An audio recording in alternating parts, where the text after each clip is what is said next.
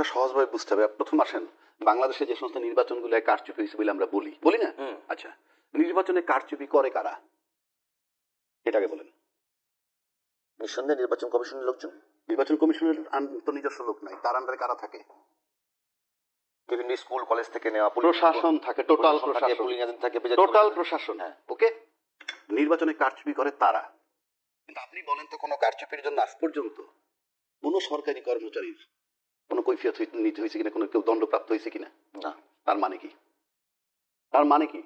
আমাদের প্রশাসন সবকিছুর ঊর্ধ্বে। কেন ঊর্ধ্বে? লিডারশিপের অভাব। এই প্রশাসনের উপরে ডিপেন্ড করে রাজনীতিবিদরা যে যখন ক্ষমতায় আসে।